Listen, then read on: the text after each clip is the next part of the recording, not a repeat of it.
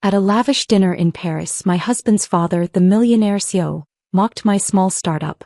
Can't even afford a proper office. She's my biggest mistake. Suddenly, his top client stood up. Actually, that's my daughter. I smiled as my father-in-law's face turned pale, because he had no idea I was the one pulling the strings. Can't even afford a proper office. She's my biggest mistake. I froze mid-sip, my champagne glass halfway to my lips as Dominic Reynolds' booming voice silenced all conversation at our table.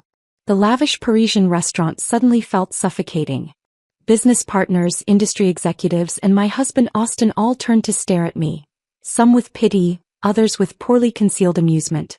Dominic, my father-in-law and CEO of Reynolds Footwear Empire, didn't even look at me as he continued addressing his guests. My son could have married anyone. Instead, he chose someone who thinks selling homemade dresses online is a business. My knuckles turned white around my glass. 3 years of his constant criticism had prepared me for this moment, but the public humiliation still stung. Austin shifted uncomfortably beside me but remained silent. His defense of me had disappeared months ago. But what Dominic didn't know, what none of them knew, was that this dinner would change everything. 6 months earlier, I sat on the floor of my small work area, a converted storage room in our apartment that served as Lucid Design's headquarters. Fabric samples surrounded me while my laptop displayed disappointing sales figures. A clothing line I'd poured my heart into wasn't connecting with customers, and our savings were dwindling fast. The door opened and Austin walked in, loosening his tie. "Hey, Dad called. Dinner at his place tonight at 7. I didn't look up. I need to finish inventory and update the website. Tell him I can't make it. Lucy, please." Austin's voice carried that familiar tension. He just secured the Miller contract. "It's a big night for the company." "It's always a big night for the company," I muttered, but I recognized the look on Austin's face. He wouldn't stand up to his father, not tonight or any night. "Fine. I'll be ready by 6:30. Dominic's mansion stood as a constant reminder of what Austin was expected to inherit and what I was expected to appreciate being connected to. I smoothed my simple black dress before following Austin through the imposing front door. There he is. Dominic embraced Austin firmly, completely ignoring me until social etiquette forced acknowledgement. "And Lucy? Still working on that little clothing project?" "Lucid Designs increased online orders by 15% this quarter," I replied with a forced smile. Dominic smirked. 15% of nothing is still nothing, sweetheart." Austin said nothing, just led me toward the dining room. Throughout dinner, Dominic praised Austin's contributions to Reynolds Footwear while occasionally tossing condescending comments my way. "When are you two giving me grandchildren?" he asked, his gaze fixed on me. "Surely that little shop isn't worth postponing a family for." Before I could respond, Austin jumped in. "We're focusing on our careers right now, Dad." "Your career," Dominic corrected, pointing directly at Austin. "Lucy's hobby shop hardly counts. If she'd just take the position in our marketing department, you two could afford a proper house instead of that apartment." I'd heard this suggestion, more like command, since we married. Work for Dominic, abandon my dreams, become another Reynolds puppet. I stayed quiet, a skill I'd perfected at these dinners. The next morning, while sorting through bills, I found an unmarked envelope. Inside was a handwritten note that sent me stumbling backward. Asterisk, "Lucy, you don't know me, but I am your biological father. My name is Skylar Davidson. I've been searching for you for years. If you're willing to meet, here's my number." Sis. I called my Aunt Beth immediately. She had raised me after my mother died when I was 8. "Did you know about this?" I demanded when she answered. "That my father was looking for me?" The silence on the line confirmed my suspicion before Beth finally spoke. "He contacted me last year. I told him to leave you alone." "You had no right," I said, surprising myself with the anger in my voice.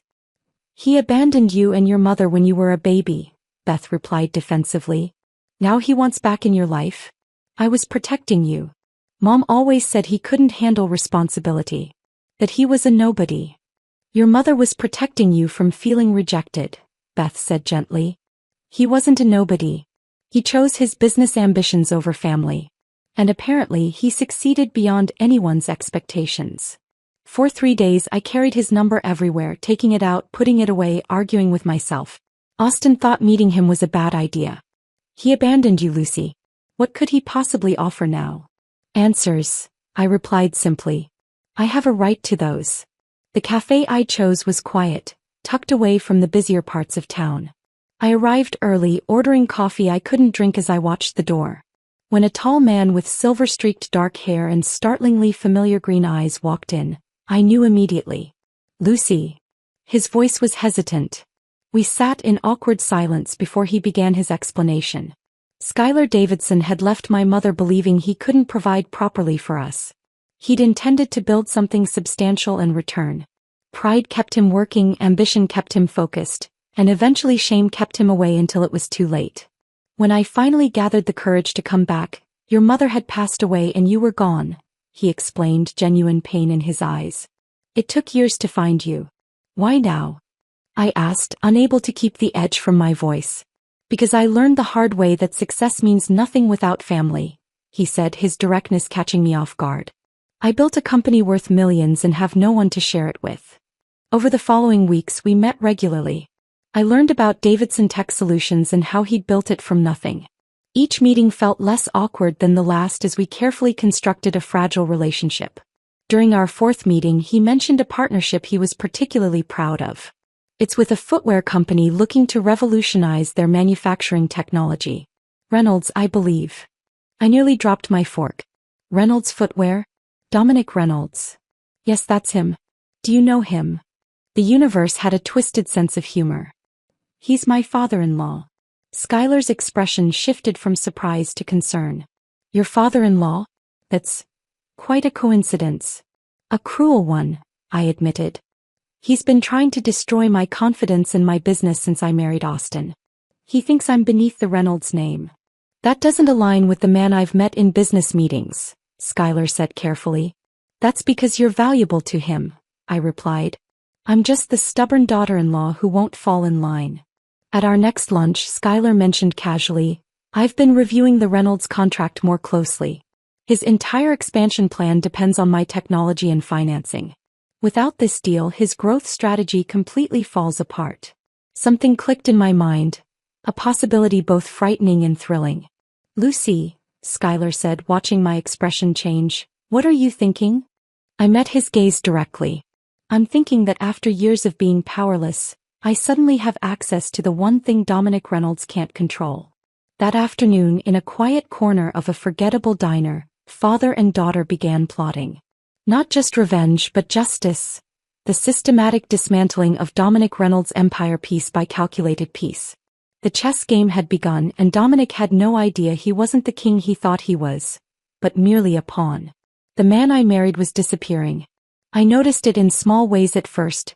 Austin staying later at the office, taking calls from his father in another room, his defenses of me growing weaker until they stopped altogether. The night after my revelation with Skylar, Austin came home with news that confirmed my fears. Dad's putting me in charge of the new tech integration project, he announced, loosening his tie with uncharacteristic excitement. It's the biggest responsibility he's ever given me. That's great, I said, noticing how he avoided my eyes. Isn't that the project with Davidson Tech?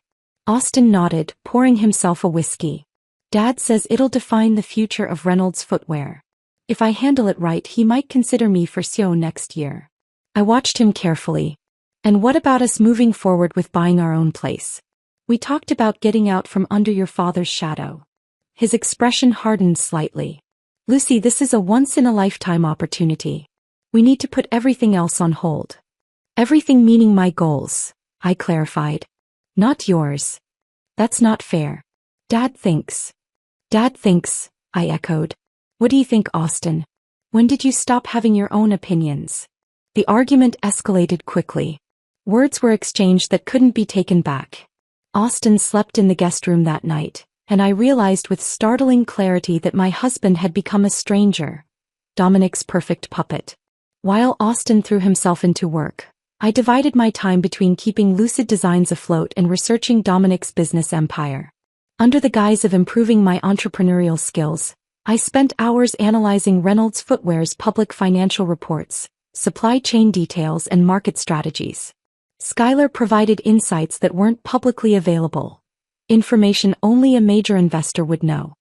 His entire European expansion hinges on three things, Schuyler explained during one of our weekly lunch meetings. My technology, the Valmont leather supplier in Italy, and securing the Milano retail spaces before his competitor, Grayson, can move in. I took careful notes, developing a map of dependencies and vulnerabilities. What would happen if the Valmont deal fell through? Schuyler's slight smile told me he appreciated my strategic thinking. It would delay production by at least 6 months. His board wouldn't be pleased. Our meetings became the highlight of my week. Not just for plotting but because I was developing a genuine connection with my father. We discovered shared interests in architecture and travel. He told me stories about my mother that I'd never heard, filling gaps in my understanding of who she was. She was the most determined person I ever met, Schuyler said one afternoon, his eyes distant with memory. You have that same look when you're focused on something. These moments of connection made me question my motivations occasionally. Was I using Schuyler to get back at Dominic? But each time Austin came home later, each time he repeated Dominic's opinions as his own, my resolve strengthened. 3 weeks into our planning, Austin announced another Reynolds family dinner. Dad wants to celebrate the first phase of the tech integration. You need to be there. I agreed without argument, which seemed to surprise him. What he didn't know was that I'd be meeting Schuyler beforehand. The timing works perfectly, Schuyler said when I told him. I've arranged a meeting with Jean Valmont tomorrow. He's been dissatisfied with Dominic's business practices for years but hasn't had a better option. Until now, I finished. Until now, Schuyler confirmed. Your designs are exceptional, Lucy. Valmont will appreciate working with someone who understands quality and craftsmanship. The dinner at Dominic's mansion was more crowded than usual. Board members, executives, and their spouses filled the expansive dining room. I sat quietly beside Austin, observing how Dominic worked the room. The charm he displayed to important people contrasted sharply with how he treated those he deemed beneath him. I witnessed it firsthand when a young assistant approached with a folder of documents. Dominic glanced at them and exploded. These projections are completely wrong. Are you trying to make me look incompetent in front of my board? His voice carried across the room as the assistant, a woman probably my age, turned crimson. I'm sorry, Mr. Reynolds. I'll correct them immediately, she stammered.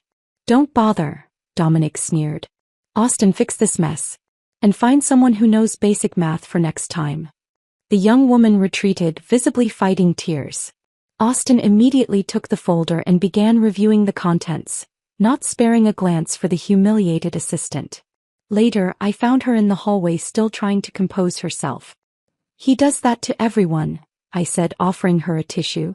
It's not about you. She looked at me cautiously. You're Austin's wife, right? I nodded. I'm Lucy. He used to be different, she said quietly. Austin, I mean. When he first started, he would stand up to his father when he treated staff badly. Her words confirmed what I already knew but had been reluctant to fully accept. Austin wasn't just enabling his father. He was becoming him. The next morning, I met with Schuyler and Jean Valmont at a small cafe downtown. Valmont, an elegant Italian man in his 60s, studied my design portfolio with interest. Your approach to combining modern design with traditional craftsmanship is refreshing, he said in accented English. But can you handle the scale I work with? That's where I come in, Schuyler interjected smoothly. I'm prepared to finance Lucy's expansion to meet your production needs. Valmont looked between us. And what of my agreement with Reynolds? Their exclusivity clause expires next month, I replied, having done my homework. You're free to contract with additional partners after that. Dominic Reynolds will not be pleased, Valmont cautioned. I met his gaze steadily. Mr. Valmont, I'm offering better terms, more creative freedom, and a partnership that values your expertise.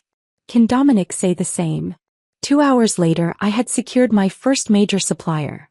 The same one Dominic was counting on for his European expansion. The chess piece had moved.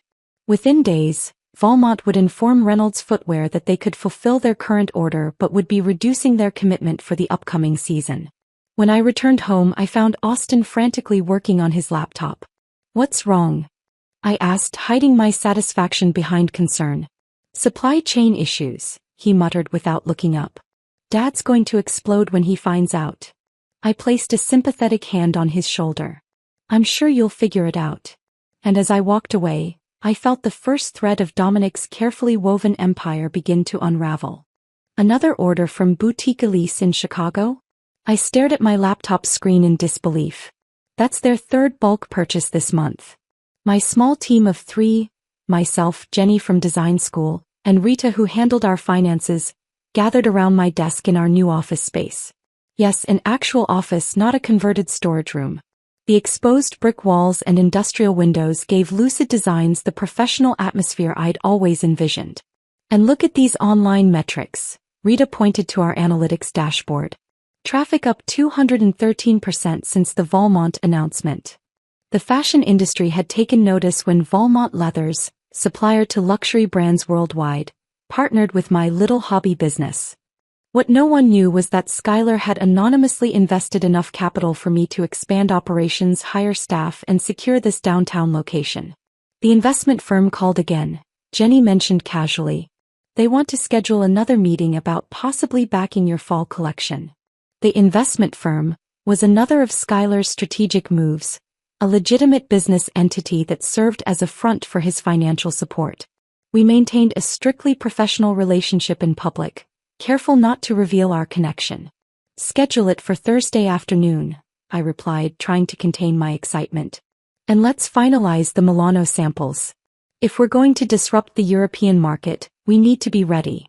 Jenny raised an eyebrow at the mention of Milano. Isn't that where Reynolds Footwear is trying to expand? I managed a casual shrug. Great minds think alike, I guess.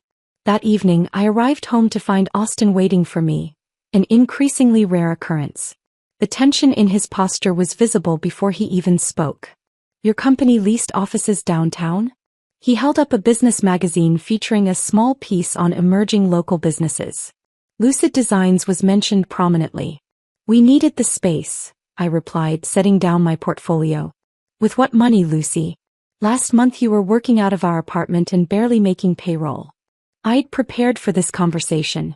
I secured private investment. People believe in what I'm creating. What people? Austin pressed.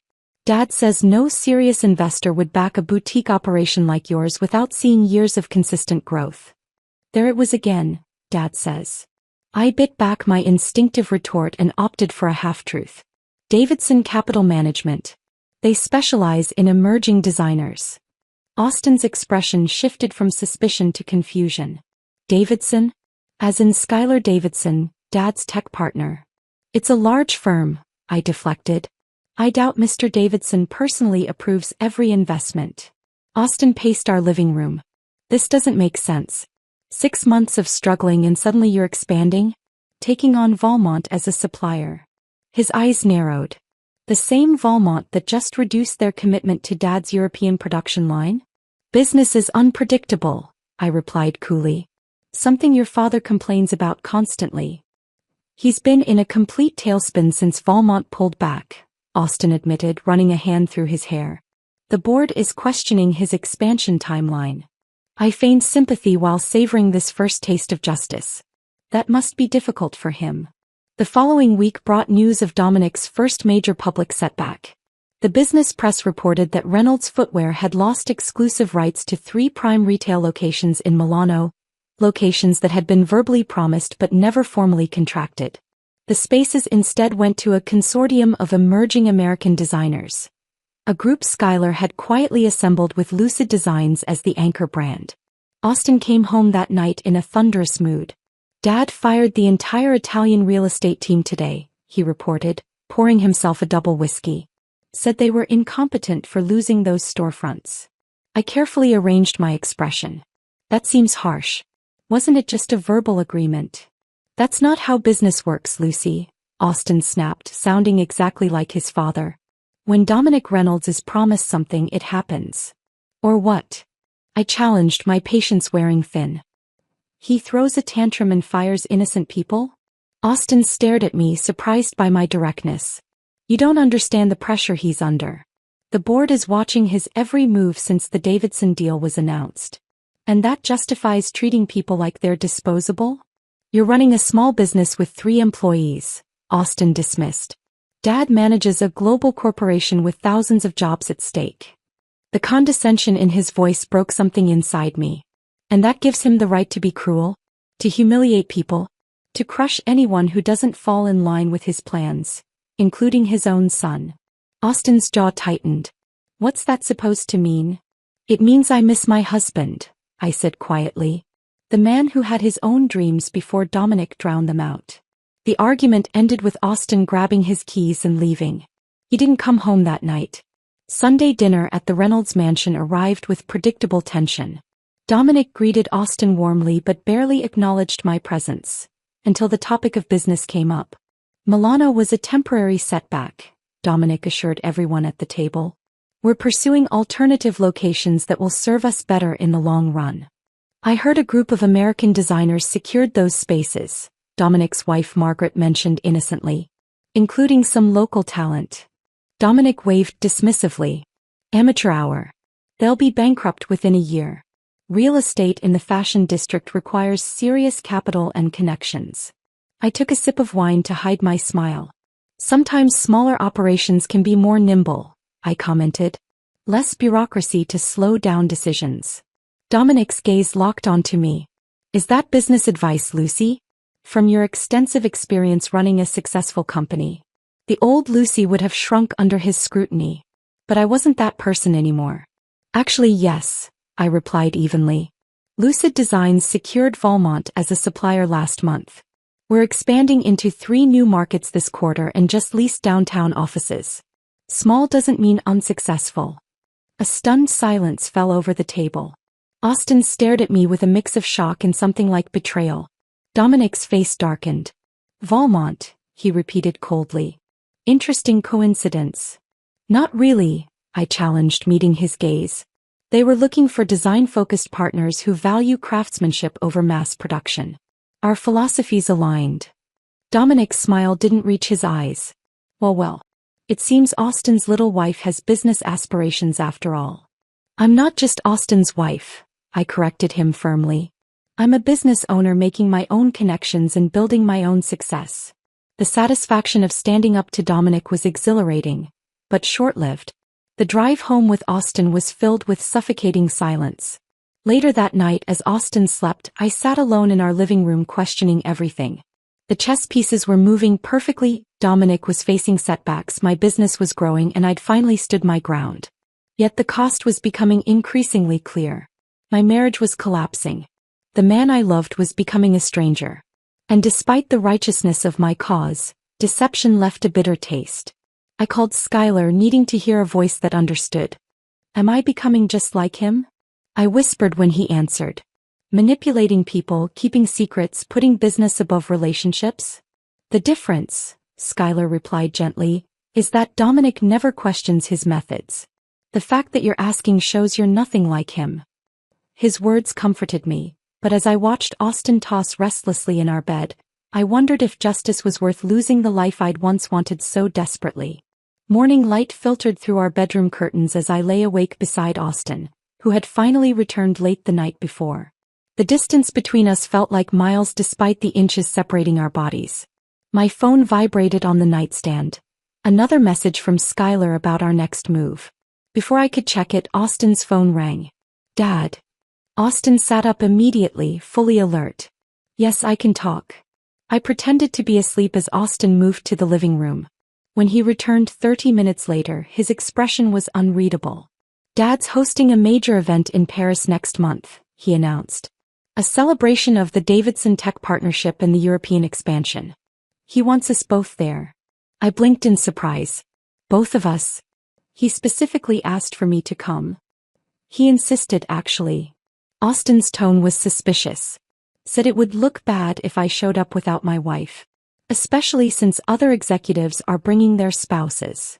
The timing couldn't have been more perfect, or more suspect. 3 weeks earlier, Skylar had orchestrated a critical blow to Dominic's supply chain through a labor dispute at a key factory. Reynolds footwear stock had dropped 12%. Why would Dominic be celebrating now? When is it? I asked casually. 2 weeks from Friday. We'll fly out Thursday morning and stay through the weekend at the Georges V. Austin scrutinized my face. Does that work with your suddenly booming business schedule? I ignored his sarcasm. I'll make it work. Later that day, I met Skylar at our usual cafe to discuss this unexpected development. It's not a celebration, Skylar confirmed, sliding a document across the table. It's damage control. He's gathered his top investors to reassure them the European expansion is on track despite recent temporary setbacks. And you're invited as his tech partner, I concluded. Skylar nodded. He doesn't suspect our connection. He's desperate to show a united front with Davidson Tech to keep investor confidence from crumbling further. I studied the guest list Skylar had procured. All the major players will be there. The perfect stage, Skylar agreed. Are you ready for this, Lucy? Once we make our move in Paris, there's no going back. The question hung between us. Was I ready? The revenge plot had consumed 6 months of my life, transformed my business and systematically dismantled my marriage. Yet Dominic Reynolds remained standing, arrogant and cruel as ever. I'm ready, I decided firmly. But there's one problem, Austin. For days I grappled with whether to tell Austin the truth before Paris. Each morning I woke determined to come clean, and each night I went to bed with the secret still locked inside me. I loved him once, part of me still did. But the man who shared my home now was more Reynolds than the Austin I married. 1 week before our departure, Austin arrived home with a small blue box. Early anniversary gift, he explained awkwardly, placing it on the kitchen counter between us. Inside was a delicate silver bracelet. I know things have been difficult lately. The gesture caught me off guard. It's beautiful, Austin. I thought you could wear it in Paris, he suggested, a flicker of the old Austin in his eyes. Maybe we could use this trip to reconnect. Get away from all the business stress. His sincerity made my chest ache. I'd like that. That night as Austin slept, I called Skylar in turmoil. I can't do this to him, I whispered, stepping onto our small balcony. Not without telling him the truth first. Think carefully, Lucy, Skylar cautioned. If you tell Austin everything now, he'll warn his father. Everything we've worked for could collapse. He's still my husband, I insisted. He deserves to know before his world falls apart in public. Skylar was silent for a moment. It's your decision. But remember who Austin has chosen to be these past months. Would he have shown you the same consideration? His question haunted me as the days passed. Austin and I circled each other cautiously, both sensing the approaching storm without acknowledging it. The night before our departure, I packed my suitcase with trembling hands, the weight of my decision pressing down on me. Morning came too quickly. Our car service to the airport arrived at dawn, and we traveled in silence until boarding. Austin seemed determined to maintain our temporary truce, handling travel arrangements with practiced efficiency. Dad's sending a car to meet us at Charles de Gaulle, he mentioned as we settled into our first-class seats, another Reynolds perk. We'll have time to freshen up at the hotel before the welcome reception tonight. I nodded, feigning interest in the safety demonstration while my mind raced through tomorrow's events. Skylar had finalized our plan yesterday. The documents were prepared, key players positioned, contingencies established. After months of careful maneuvering, everything would culminate in one decisive moment. Midway through the flight, Austin noticed my unusual calm. You seem different, he observed, studying my face. Normally you're anxious about seeing Dad, but today you're, I don't know, peaceful. I've realized some things can't be changed, I replied carefully. Your father will never respect me or my business. I've made peace with that. Austin frowned. He's been under tremendous pressure. These setbacks with suppliers, the Milano Properties factory issues, it's been one thing after another. Strange coincidences, I remarked. Dad thinks someone's deliberately targeting Reynolds footwear, Austin confided, lowering his voice despite the privacy of first class. He's had security investigating possible corporate espionage. My heart stuttered, but I kept my expression neutral. That sounds paranoid. Austin shrugged. Maybe. But Dad's instincts about business threats are usually right. The conversation sent a chill through me. How close was Dominic to discovering the truth? Had our chess moves been too bold? Paris greeted us with unexpected sunshine. The drive from the airport to our hotel revealed the city in all its spring glory: flowering chestnut trees, cafe terraces filled with people, the Seine glittering beneath ornate bridges. Our suite at the Georges V was opulently French, gilt mirrors, silk damask, and windows overlooking the Champs-Élysées. In another life I might have been thrilled by such luxury. Now it felt like the elaborate setting for a final act. The welcome reception starts at 7, Austin reminded me, hanging up his suit. Dad's booked the entire rooftop restaurant at Le Muris. Everyone who matters in European fashion and retail will be there. I nodded, fingering the silver bracelet Austin had given me. I'll be ready. When we arrived at Le Muris that evening, the sun was setting over Paris, casting a golden glow across the rooftop. Crystal glasses caught the light, servers circulated with champagne, and the Eiffel Tower provided a picture-perfect backdrop. Dominic had spared no expense. This was a statement of power as much as a business function. I spotted him immediately, commanding attention at the center of the room. Despite recent setbacks, Dominic Reynolds exuded absolute confidence. His custom tuxedo, his booming laugh, the deferential way people approached him, everything reinforced his self-image as untouchable. "Ah, there's my son," Dominic called when he spotted us. And Lucy looking almost fashionable for once. I smiled tightly as he kissed my cheek, the scent of expensive cologne and hubris overwhelming. "Quite the event, Dad," Austin commented, accepting a glass of champagne. "Nothing but the best for our European partners," Dominic replied. "We need to show them Reynolds' footwear isn't deterred by minor obstacles." His eyes lingered on me briefly, a flicker of suspicion quickly masked by practiced charm. Did he sense something? I suddenly wondered if I'd underestimated him all along. As Dominic moved away to greet new arrivals, I scanned the room for Skylar. He stood near the balcony, engaged in conversation with several investors.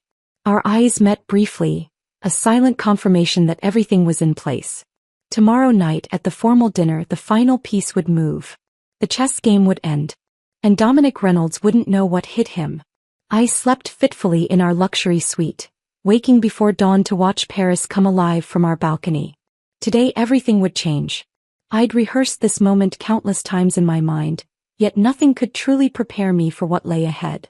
"You're up early," Austin commented, joining me with coffee. "Nervous about tonight?" "Just appreciating the view," I deflected, accepting the cup he offered. This small kindness, remembering exactly how I took my coffee, reminded me of our early days together. "Dad's in rare form," he warned. "The investors seem convinced by his confidence, but he's on edge. The pressure's getting to him." I nodded, saying nothing. Let Dominic enjoy his final hours of control. The day passed in a blur of sightseeing, a facade of normalcy as Austin and I strolled along the Seine, visited the Louvre and shared lunch at a sidewalk cafe. If he noticed my distraction, he didn't mention it. Perhaps he was lost in his own thoughts too. "I've been thinking about us," Austin said suddenly as we crossed the Pont d'Arts. "About how things used to be before Dad pulled me deeper into the company." My heart stuttered. And I miss us," he admitted quietly. "I don't like who I've become, Lucy." The sincerity in his voice nearly broke my resolve. For a moment I considered calling Skylar, canceling our plan, giving Austin another chance. But then he continued. "After this Paris event, Dad wants me to head the Asian expansion. It would mean relocating to Singapore for at least a year." "Us or just you?" I asked, already knowing the answer. Austin didn't meet my eyes. "He thinks it would be better if I focused entirely on business. No distractions." And there it was, confirmation that nothing had really changed. Austin would always choose Dominic's approval over our marriage. "We should head back to the hotel," I said, my decision solidified. "We need to get ready for tonight." The formal dinner was held in a private chateau outside Paris, a 17th-century estate Dominic had rented exclusively for the occasion. Crystal chandeliers illuminated the grand ballroom, string musicians played softly in the corner, and elegantly dressed waitstaff circulated with champagne and hors d'oeuvres. I wore a black gown, one of my own designs, with Austin's silver bracelet as my only jewelry. Skylar arrived separately, giving me a barely perceptible nod as he greeted various business associates. Dominic commanded attention at the head table, surrounded by his most important guests. Austin and I were seated nearby, Close enough to be observed but not close enough to participate in the primary conversations. A calculated placement that reflected my status in Dominic's world. When dinner was served, Dominic rose for a toast. The room immediately quieted. "Friends, partners, esteemed colleagues," he began, his voice carrying effortlessly. "Tonight we celebrate not just a business milestone but a vision. Reynolds Footwear has weathered recent challenges with the resilience that defines true industry leaders." Murmurs of approval rippled through the gathering. "With Davidson Tech as our partner," he continued, raising his glass toward Skylar, "our European expansion continues despite the efforts of those who sought to undermine us." His gaze swept the room, lingering momentarily on me before moving on. Did he suspect? The thought sent a chill through me. To the future of Reynolds Footwear across Europe and beyond. Glasses clinked as guests applauded. Dominic basked in the adulation, every inch the victorious CEO. As the main course was served, he worked the room, stopping at our table last. "Austin, the Singapore arrangements are finalized," he announced loudly. "The board unanimously approved your leadership of the Asian division." "That's wonderful news," Austin replied with practiced enthusiasm. Dominic turned to me with a smirk. "Don't worry, Lucy. While Austin builds our family legacy in Asia, you can continue playing with your little dress shop." I maintain my composure. "Lucid Designs is hardly little anymore, Dominic. We're opening our Milano location next month." His expression tightened. "Milano? Interesting coincidence." "Not really," I replied evenly. "Good business opportunities tend to attract multiple investors." "Investors," Dominic repeated, his voice taking on a dangerous edge. "Yes, you've had quite the streak of mysterious good fortune lately. Almost as if someone with intimate knowledge of Reynolds Footwear has been guiding your decisions." The table fell silent. Austin looked between us, confusion evident on his face. "What are you suggesting, Dad?" Dominic ignored him, focusing entirely on me. "Tell me, Lucy, how does a failing boutique owner suddenly secure Valmont Leather Milano retail space and factory capacity that was previously committed to Reynolds contracts? The same resources that mysteriously became unavailable to us. The moment had arrived sooner than I'd anticipated. Dominic had connected more dots than I realized. "Perhaps I'm simply a better negotiator than you gave me credit for," I suggested calmly. Dominic's laugh was harsh. "Or perhaps you've been sleeping with one of my competitors. That would explain Austin's relocation, keeping my son away while you undermine his family's business." Austin stood abruptly. "Dad, that's enough." "Is it?" Dominic challenged, his voice rising. "Your wife has systematically targeted our expansion plans while her own business mysteriously thrives. Open your eyes, son." The surrounding tables had gone quiet, guests watching the unfolding drama with poorly disguised interest. "You know what your wife is, Austin? My biggest mistake. I should have forbidden this marriage the moment you brought home this conniving social climbing." "That's quite enough, Dominic." The voice came from behind us.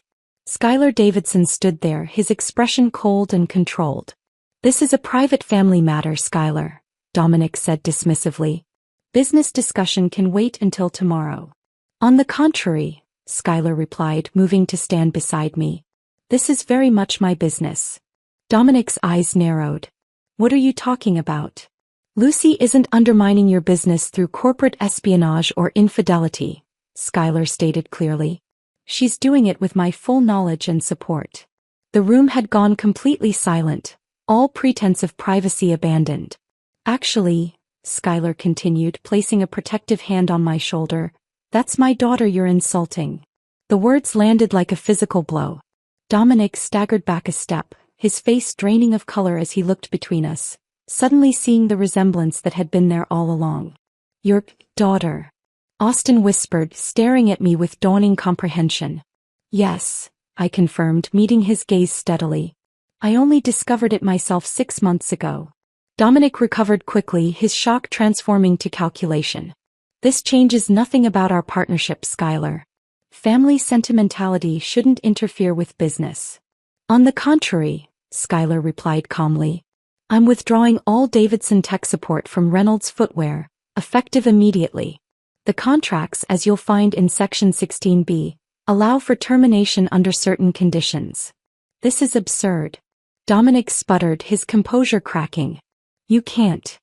I believe the board will be particularly interested in the evidence of workplace harassment we've documented, Schuyler continued. Not to mention the creative accounting regarding Asian production costs. Dominic's face turned an alarming shade of red. Several board members were now moving toward our table, expressions grave. In that moment of perfect justice, I felt strangely hollow. Revenge, after consuming my every thought for months, tasted ashen in victory. Austin stood frozen, betrayal etched across his features. You planned this, he said quietly. All of it. Yes, I admitted. There was no point in lying now. After years of watching your father demean me, control you, and hurt countless others without consequence. The pain in Austin's eyes cut deeper than I'd expected. You used me. No more than you allowed your father to use you against me, I replied softly.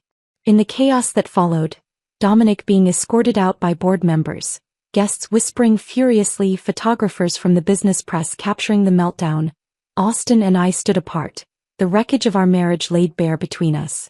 Later that night, I stood alone in our hotel suite, watching the lights of Paris shimmer below. Austin had moved to another room, needing space to process everything. I couldn't blame him. Schuyler had offered me his private jet back to the States whenever I was ready. Lucid Designs was secure, its future bright without the shadow of Dominic Reynolds looming over it. I had won. Yet victory felt complicated. In destroying Dominic, I'd become capable of calculated deception. In seeking justice, I'd employed methods that troubled my conscience.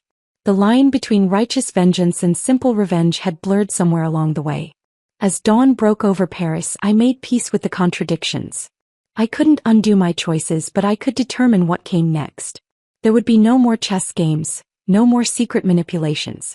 Whatever I built from here, business, relationships, perhaps even a reconciliation with Austin if he could ever forgive me, would be founded on transparency. Dominic Reynolds had called me his biggest mistake.